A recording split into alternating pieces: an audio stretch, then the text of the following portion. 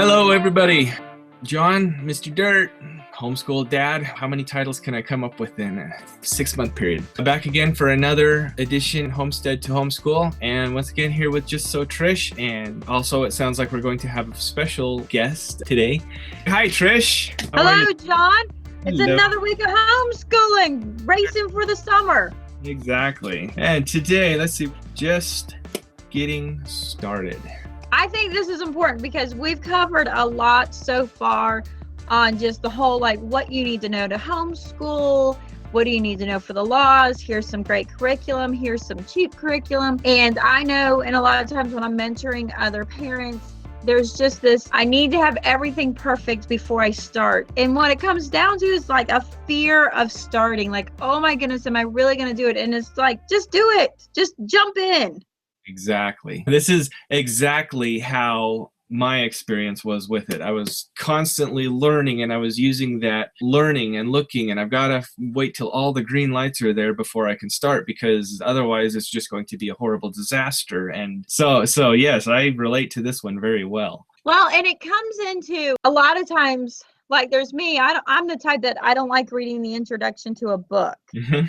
So my sense of jumping into homeschooling is I'm taking them out. Let's just go buy something and we'll do it. We'll find out on the way. And then there's others that I've talked to that are like, I can't start until I have everything done. I have everything perfect. I have all my curriculum. I've done my lesson plans, and they'll get to the most detailed stuff and then they won't. Or I have some that can't even decide on a curriculum. They're just like, it has to be right, before they buy, and they got everything going, and they're hee-hawing about, do I get this spelling program or this spelling program? But have you heard of this one over here? Yeah, and I think they are both two sides of the same coin. They are both just, we're doing this and we're looking and we're researching because we don't really, we can't get ourselves to move, is how it kind of seems to turn out. And I think it all comes from the same place. The same place is the fear that I am going to ruin my child. Exactly. So, there's the fear that we won't learn what we're supposed to learn this year, and then my child will always be behind. So if I leave them in school, at least I know they're getting to the next year. Or it's, how do I know that I'm going to get them in college? Or will I have them college ready if I need them to go to college? Or, there's just that aspect of the fear that they're not going to do it right. Their child's not going to respond well. They're not going to be able to fill in the gaps. A lot of times it's just a place of fear. And that is exactly where it has been with my children. And honestly, I still have that fear, but I guess I've only been at it for a couple of months. However, yeah, I'm always worried. Okay, are my children here? Are my children here? Well, they are on par with everything, and they are ahead of the game in a few other areas. And it hasn't been, first off, it hasn't been a horrible disaster, which I can credit to my wife, definitely. But secondly, if something were to lag, it would be something that you can catch up on very quickly as soon as we can identify the problem. Right. So our special guest today is Amanda at the Fundamental Home.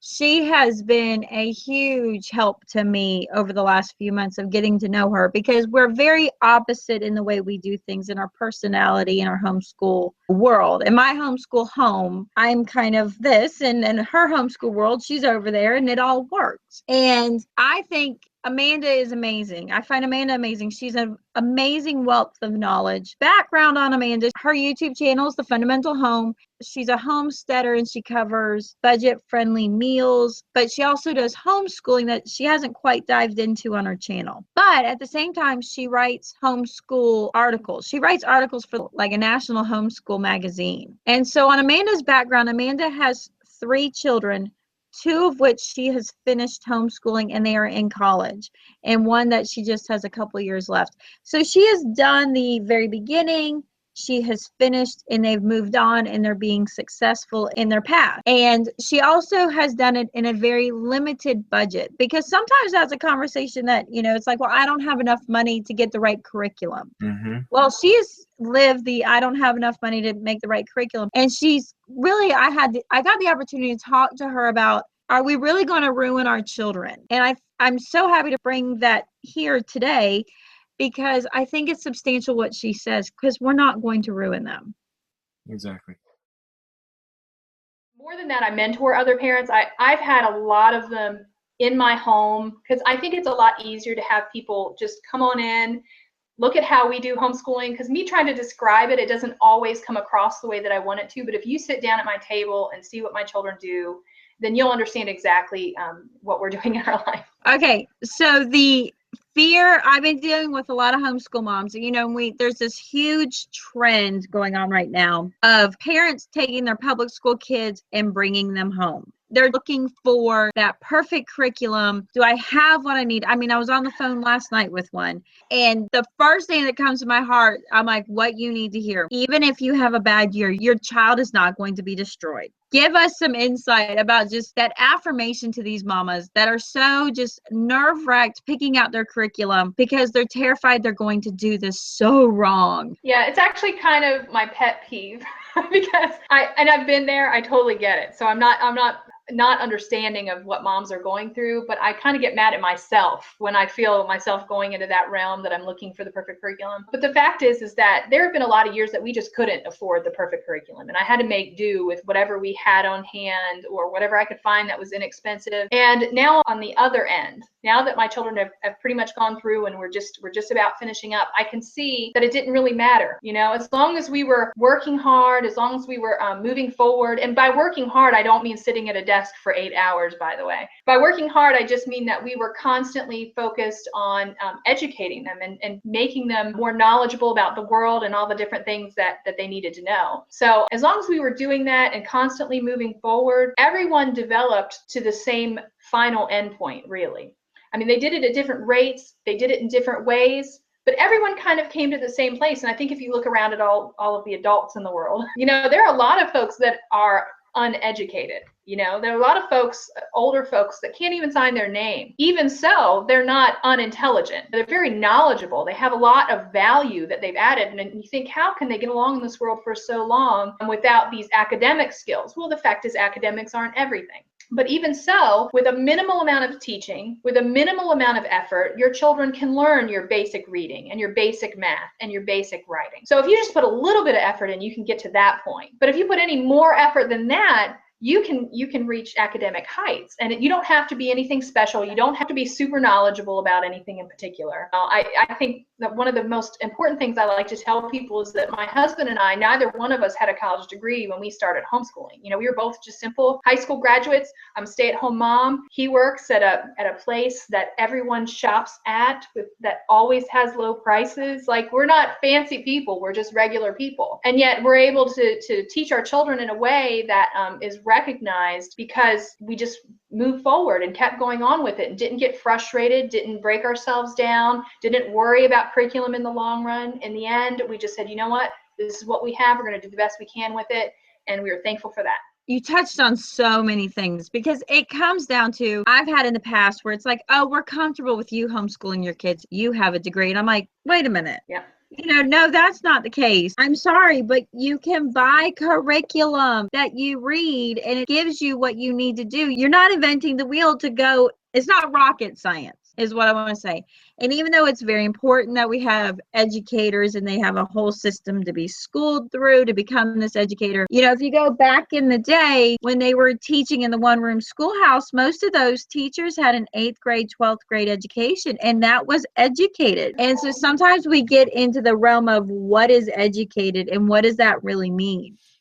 So, you know, that clip with Amanda, I think, is really important because, you know, she didn't always have the curriculum. She's not overly educated. You know, she is, like she said, she is just common, normal people. And yet her children are starting college at 16, which you can have degrees sending your child to public school. Good luck. You know, and she didn't always have a curriculum. Now, if you like the clip with Amanda, that's kind of a piece to a bigger part of a video I'm putting out on Friday on my channel. And it's talking about the fact that there is no perfect curriculum. And that will be the first part of about a 4 to 5 part series that I'm doing with Amanda and just all of her wealth of experience and everything else. So please, you know, come on over to my channel and check that out. So it comes down to, you're not going to ruin your kid. I mean, you might have a slow year. Some of the years I felt like were my worst years in homeschooling because of pregnancy and just postpartum depression. And it gave my daughter a year of just reading books. I mean, she literally zoned out on me most of the year reading books. And at the end of the year, one of the things I like to do is I like to do the California Achievement Test. So I know what's going on. What did we achieve? What did mom successfully teach this year? And we came into the year at a 4th grade reading level. We left the year at at the end of 8th grade, almost a 9th grade reading level. 1 year, 5 reading levels of comprehension jumped. 5 years. We didn't have a curriculum. That's amazing. All she did was read good books and there was no reading comprehension. There was no book reports. There was no tests. So was there anything that dropped on her tests? I mean, did she just maintain and everything stayed at 3rd grade, or? No, everything progressed up. Her vocabulary and her reading comprehension jumped sky high. Like, her vocabulary went up 4 years. Her math did not progress as fast. She progressed in math, but she only progressed half a year. And so, many ways, if the only thing you do when you bring your child home, you don't progress in math like you think you should, you don't get through a textbook, you don't do every lesson, you do the same with all your other curriculums, but if all you do is ignite the capacity and the desire to learn, if you do that, your first year was a success.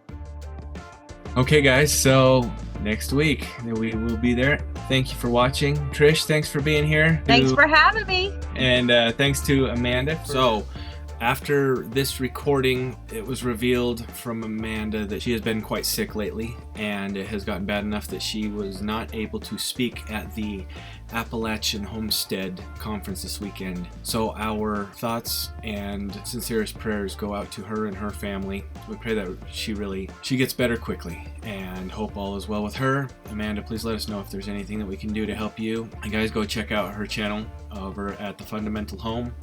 Trish over at Just So Trish, and again, I am Mr. Dirt. Until next week, thank you.